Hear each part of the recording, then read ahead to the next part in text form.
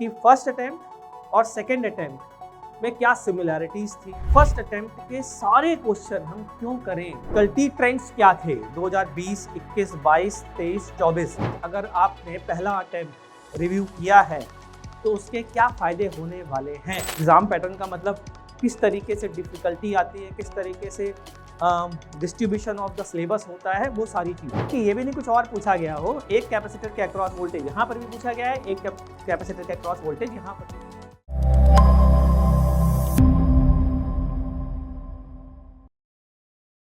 तो हेलो बच्चा लोग, स्वागत है आपका एकेडमी एक्सेल के प्लेटफॉर्म पर। और जैसा मैंने तुमसे से कहा था कि कुछ बढ़िया शानदार चीज़ें हम लोग यूट्यूब पर भी लाने वाले हैं। तो आज मैं ये वीडियो किस पर्पस से बना रहा हूँ, वो ऑब्जेक्टिव पीछे लिखा हुआ है, आप उस ऑब्जेक्टिव को पढ़ सकते हैं। और ऑब्जेक्टिव है to understand the importance of solving JEE Main first attempt questions before second attempt. मतलब सेकेंड अटेम्प्ट के जो आपके पेपर हैं, आपको जो देने हैं, वो देने के पहले फर्स्ट अटेम्प्ट के सारे क्वेश्चन हम क्यों करें। मतलब ऐसा क्या खास है, या यूं इस बात को यूं कह सकते हैं कि आखिरकार हम उन्हें कितनी इम्पोर्टेंस दें सर, ये मन में ख्याल आता है। ठीक, मेरे मन में भी ख्याल आया कि यार वाकई में क्या उसके पुराने वाले साल के देखें या पूरा सिलेबस रिवाइज करें, क्या चीज़ सबसे ज़्यादा मायने रखती है। तो मैंने क्या किया बच्चों, अपनी टीम को बोला एनालिसिस करने को 2020 से स्टार्ट करके।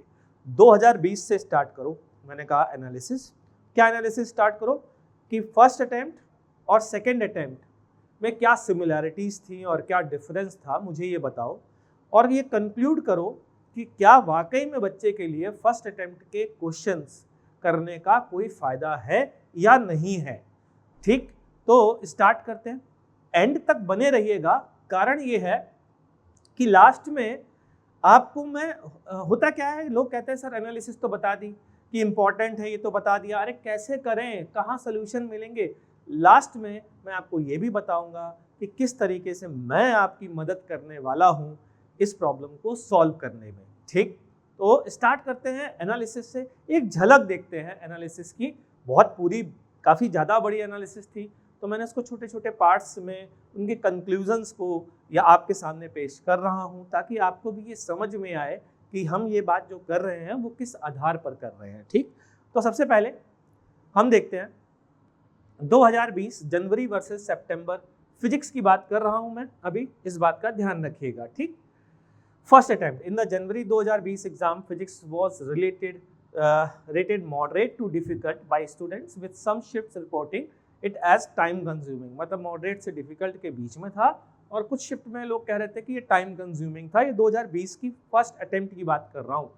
सेकेंड अटेम्प्ट की अगर बात करें तो concept tested in January reappeared in September and the overall topic coverage and questions mix, theory versus calculation की अगर बात करें, were consistent across both attempts। दोनों attempts में वो चीज़ consistent थी। मतलब first attempt और second, student who had practiced the January physics question benefited in September as they encountered a familiar breadth of chapters and problem styles। ये हमारी team ने final conclusion निकाल के दिया है। ये है 2020 का। 2021 की अगर हम बात करें तो फरवरी और मार्च, जुलाई और अगस्त ये अटेम्प्ट हुए थे। क्यों, कोरोना टाइम था तो इसमें मल्टीपल अटेम्प्ट्स थे। उसमें भी फर्स्ट अटेम्प्ट और सेकेंड अटेम्प्ट में हम लोगों ने अगस्त या सितंबर का शायद लिया है या फरवरी का लिया है, मुझे ये याद नहीं exactly. The second session was considered moderate difficult with many student reporting that it was slightly tougher compared to the February and March session। मतलब ये लास्ट वाला हम लोगों ने लिया अगस्त वाला। ठीक है, और उसके हिसाब से हमने ये एनालिसिस किए क्योंकि मल्टीपल अटेम्प्ट थे। यहाँ पर फर्स्ट अटेम्प्ट और यहाँ पर सेकेंड अटेम्प्ट। ये स्लाइड्स हम आपको दे देंगे, बहुत ज़्यादा यहाँ पढ़ने का कोई फ़ायदा नहीं, मैं एज इट इज़ पढ़ के आपको बता दूंगा। इंपॉर्टेंट बात क्या है वो अभी एक एक करके समझ में आएगी, देखते जाइएगा। जहाँ इंपॉर्टेंट बात आएगी वहाँ मैं रुक जाऊँगा। फिर यहाँ पर 2022 में आते हैं जून वर्सेस जुलाई। यहाँ पर पहला एग्जाम जून को हुआ था और दूसरा एग्जाम जुलाई को हुआ था। यहाँ पर भी सेम चीज़ थी। दिस कॉन्टिन्यूटी, मतलब अगर मैं लास्ट स्टेटमेंट पढ़ता हूँ, this continuity meant that a student who solve all the June physics questions which were largely formula based would find the July questions familiar and scoring. ये है important चीज़। जिन्होंने जून वाला मतलब फर्स्ट अटेम्प्ट का paper solve कर लिया था, उनके लिए जुलाई का पेपर कितना फायदेमंद हुआ आप ये देख सकते हैं इस एनालिसिस के कंक्लूजन से। इसी तरीके से आगे बढ़ते बच्चों, 2023 की बात करें तो 2023 में भी वही सेम चीज ही है। The consistency was such that a student using the January questions as practice would find the style and favored topics in April quite predictable. No new or out of syllabus surprises were introduced in the second attempt. Again same चीज फिर से repeat हो रही है। अगले attempt की बात करते हैं 2024 मतलब लास्ट ईयर की बात करते हैं, और लास्ट ईयर के भी कंक्लूजन की ही बात करूंगा मैं। Physics questions in April were much like those in January in terms of concepts involved and difficulty, reinforcing the lesson that solving the first attempt. मतलब फिर से वही सेम चीज आ रही है कि अगर आपने फर्स्ट अटेम्प्ट के सारे क्वेश्चन सॉल्व कर लिए तो कितना ज़्यादा बेनिफिट होने वाला है आपको सेकेंड अटेम्प्ट के देने के पहले। ठीक है बच्चों, अब जब ये एनालिसिस की तो कुछ हमने पॉइंट्स निकाले कि क्या डिफ़िकल्टी ट्रेंड्स क्या थे 2020, 21, 22, 23, 24 में, मतलब फर्स्ट अटेम्प्ट और सेकेंड अटेम्प्ट में डिफ़िकल्टी कैसे बढ़ी या कम हुई।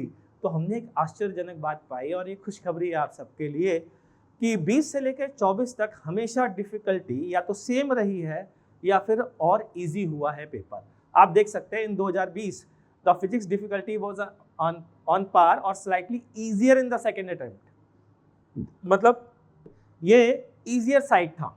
आगे बात करते हैं, physics was easiest among the 3 subject in July 2021 shift and students felt it was easier than the previous sessions. फिर से वही सेम चीज आ रही है यहाँ पर, balanced similar level as June session अगर मैं 2022 की बात करूँ, और यहाँ पर physics in both attempts was often a section where student could secure marks and boost their percentile since the difficulty did not spike, difficulty बढ़ी नहीं थी। In 2024 physics was easy in January and easy and mostly straightforward in the April papers. तो फिर से वही चीज आ रही है, या तो सेम लेवल के हैं और या फिर इजियर साइड शिफ्ट हो गए हैं। आगे बढ़ते हैं, अब strategic advantage of reviving the first attempt. अगर आपने पहला अटेम्प्ट रिव्यू किया है तो उसके क्या फ़ायदे होने वाले हैं। तो जाहिर सी बात है आप एग्ज़ाम पैटर्न को समझ पाएंगे, और वो तो आपको पता भी है कि एग्ज़ाम पैटर्न का मतलब 20 क्वेश्चन और 5 क्वेश्चन वाली बात नहीं है। एग्ज़ाम पैटर्न का मतलब किस तरीके से डिफ़िकल्टी आती है, किस तरीके से डिस्ट्रीब्यूशन ऑफ द सिलेबस होता है, वो सारी चीज़ें। आइडेंटिफाई वीक एरियाज, अगर आपने अभी रिसेंट वाला पेपर किया है तो फ़ायदा क्या है, एक एक्स्ट्रा फ़ायदा तो ये है कि अभी तक 30 क्वेश्चन आते थे, अभी 25 क्वेश्चन आना शुरू हो चुके हैं। तो अगर 25 क्वेश्चन आ रहे हैं, 25 क्वेश्चन आ रहे हैं, तो ये एक एक्स्ट्रा फ़ायदा है अभी फर्स्ट अटेम्प्ट के पेपर करने का, क्योंकि बाकी सब में 30 क्वेश्चन है। आइडेंटिफाइंग वीक एरियाज, यार ये तो है ही बात कि वो एरियाज आपको पता चल जाएंगे जो आपके कमज़ोर हैं। अगर आपने फर्स्ट अटेम्प्ट के सारे पेपर्स कर लिए, बच्चों आपने दिया होगा फर्स्ट अटेम्प्ट, उसके बाद आपने तो एक ही दिया होगा ना भाई, मैं कह रहा हूँ सारे पेपर्स। रिफाइनिंग एग्जाम स्ट्रैटेजी, अपनी एग्जाम स्ट्रैटेजी को आप और बेहतर बना सकते हैं। कॉन्फिडेंस एंड टाइम मैनेजमेंट, जाहिर सी बात है जब आप सेम तरीके के पेपर को इतने बार करोगे, इतने सारे पेपर्स को करोगे, तो टाइम मैनेजमेंट का आपको आइडिया लगेगा। अब बात करें कि हम मतलब यहाँ पर तो खैर एविडेंस ऑफ परफॉर्मेंस गेन्स लिखा हुआ है, मतलब ऐसे एविडेंस है, ऐसे स्टूडेंट्स हैं जिनकी परफॉर्मेंस इम्प्रूव हुई है। यहाँ पर ये मैंने कंक्लूजन में लिखवाया था, क्योंकि कई स्टूडेंट्स जो इसके पहले वाले ईयर्स या उनसे भी पहले के ईयर्स के मेरे स्टूडेंट रहे हैं, उन सबकी परफॉर्मेंस इम्प्रूव हुई है यही काम करके, है ना। तो इसके एविडेंस भी हैं हमारे पास, सिर्फ ऐसे ही नहीं बोल रहे हैं। लेकिन फिर भी बच्चों के दिमाग में ये बात आती है कि सर आपने जो एनालिसिस बनाई है ये हमें तो आपने दिखाई नहीं, हमें तो आपने कंक्लूडिंग रिमार्क्स दिखा दिए और हर रिमार्क्स में आपने लिख दिया कि ये मायने रखता है। तो हमने क्या किया, हमें पता था आपके दिमाग में खुराफात आएगी, तो हमने फिजिक्स के क्वेश्चंस की सिमिलैरिटी आपको सिर्फ दिखाने के लिए लेके आए हैं, देखते जाइएगा। जनवरी 2020 शिफ्ट 1, अप्रैल 2020 शिफ्ट 2। क्वेश्चन पढ़ लीजिए। A block of mass 2 kilogram is pushed against a wall with a force of 40 Newton making an angle of 30 degree with the vertical, the coefficient of static friction blah blah blah. 5 kg block is pressed against the vertical wall by applying a horizontal force of 100 Newton. Again same concept, friction को coefficient दिया गया है। आगे बढ़ते हैं। 2 capacitor हैं 4 और 6 के 120 के अक्रॉस जोड़े गए हैं। 2 कैपेसिटर हैं 3 और 6 के 90 वोल्ट के अक्रॉस जोड़े गए। और ऐसा भी है कि ये भी नहीं कुछ और पूछा गया हो, एक कैपेसिटर के अक्रॉस वोल्टेज यहाँ पर भी पूछा गया है, एक कैपेसिटर के अक्रॉस वोल्टेज यहाँ पर भी पूछा गया है। आगे देखते हैं और देखते हैं। Light of wavelength 400 nanometre falls on a metal surface, wavelength दी है, वर्क फंक्शन दिया है, आपसे पूछा गया फोटो इलेक्ट्रॉन्स की काइनेटिक एनर्जी मैक्सिमम क्या होगी। यहाँ पर भी देख लीजिए साहब, सेम चीज दी गई है। ओहो, अभी समझ में आया कि वाकई में क्वेश्चन रिपीट हो रहे हैं भैया। ये हम आपके कुछ क्वेश्चन उठा के लाए हैं, सारे नहीं लाए हैं, कुछ लाए हैं आपको दिखाने के लिए कि आप देख लो, आपको कॉन्फिडेंस आ जाए कि हाँ यार जो बात करी गई है, जो कंक्लूडिंग रिमार्क्स आए हैं इतनी सारी स्ट्रैटेजीज के, वो सही हैं। आगे बात करते हैं। जनवरी 2023 शिफ्ट 1, अप्रैल 2023 शिफ्ट 2। अगेंस्ट क्वेश्चन अब आप ही देख लो, मैं कितने बार बोलूंगा। 300 केल्विन का 400 केल्विन हो गया है। 1 मीटर क्यूब का यहाँ 2L था, 2 लीटर था, 2 लीटर से 6 लीटर है, यहाँ पर 1 मीटर क्यूब से 4 मीटर क्यूब है। मतलब सिंपली अगर आप देखें तो यूनिट्स चेंज है, बाकी क्वेश्चन सेम है। आगे बढ़ते हैं। यहाँ पर फिर से एसएचएम का क्वेश्चन देखिए। एम्पलीट्यूड दिया गया है, पीरियड दिया गया है, आपसे मैक्सिमम वेलोसिटी पूछी गई है। एम्पलीट्यूड दिया गया है, पीरियड दिया गया है, आपसे मैक्सिमम वेलोसिटी पूछी गई है। और क्या बताएं आपको हम। जनवरी 2021, अप्रैल 2021, कॉन्वेक्स लेंस, फोकल लेंथ, मतलब सेम चीज बार बार। Position of nature of image, position and nature of image, केवल डाटा चेंज है।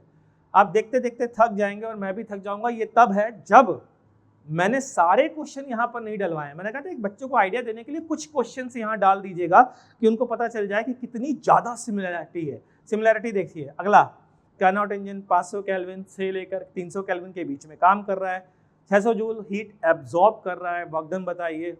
सेम क्वेश्चन, सेम तरीके का, बस डाटा चेंज है। तो यार इतने ज़्यादा पके पकाए क्वेश्चन अगर आपको पहले अटेम्प्ट में करने से दूसरे अटेम्प्ट में मिल रहे हैं, और हमने तो हर ईयर का एग्जाम्पल आपको दिया है, तो भैया कोई बेवकूफ़ ही होगा जो कोई क्वेश्चन छोड़ के जाएगा फर्स्ट अटेम्प्ट का। मेरा मानना ये है कि आपको फर्स्ट अटेम्प्ट के सारे क्वेश्चन करके जाने चाहिए। ये देख सकते हैं आप, हाइड्रोजन में यहाँ पर 3 से 2 का है, यहाँ पर 4 से 2 का है एनर्जी लेवल का डिफरेंस। यहाँ पर देख सकते हैं प्रोजेक्टाइल 20 मीटर पर सेकंड से 45 डिग्री पर, यहाँ 30 मीटर पर सेकंड से 60 डिग्री पर। यहाँ पर भी मैक्सिमम हाइट, यहाँ पर भी मैक्सिमम। मतलब ये भी नहीं कि भाई साहब रेंज पूछ दें, टाइम ऑफ फ्लाइट पूछ दें, नहीं, मैक्सिमम हाइट ही पूछी गई है। आगे देखें। Find the acceleration of the system. Find the acceleration of the system क्या है? 4 kg और 8 kg, 5 kg और 10 kg, वो एटवुड मशीन वाले जो क्वेश्चन होते हैं वो। तो देखते जाइए कितने क्वेश्चन की बाढ़ आई हुई है सिमिलर क्वेश्चंस की, और ये जान करके आपके सामने ला रहे हैं। प्लीज़ इस बात का ध्यान रखिए कि कितने ज़्यादा फायदेमंद है फर्स्ट अटेम्प्ट के सारे क्वेश्चन सॉल्व करना। Conclusion and key takeaways हैं, use the first attempt as a mock to identify weaknesses and improve। वो आप शायद ऑलरेडी कर चुके होंगे, मेरा ऐसा मानना है, लेकिन अभी तक आपने एक बार में बैठ के सारे क्वेश्चन सॉल्व नहीं किए होंगे। रिकरिंग हाई वेटेज टॉपिक, लगातार हाई वेटेज टॉपिक बार बार आ रहे हैं। आपके पास अपॉर्चुनिटी है इम्प्रूव करने की, और स्ट्रैटेजिक एज, मतलब अगर आपको ये स्ट्रैटेजी पता है तो जाहिर सी बात है आपके पास एक एज है। अब इसको आपके साथ करने के लिए, जिसके लिए मैं कह रहा था लास्ट तक वेट करिएगा, मैं आ रहा हूँ। सारे क्वेश्चन जो जनवरी अटेम्प्ट में आए थे आपके साथ में सॉल्व करूँगा यूट्यूब पर लाइव। तो बच्चों डेट नोट कर लीजिए। 120 क्वेश्चन हैं क्लास 11th में जो हमने छाटे हैं टोटल, और वो 120 क्वेश्चन हम लोग डिस्कस करेंगे सारे के सारे एक शॉट में 30 तारीख को, 30 मार्च को।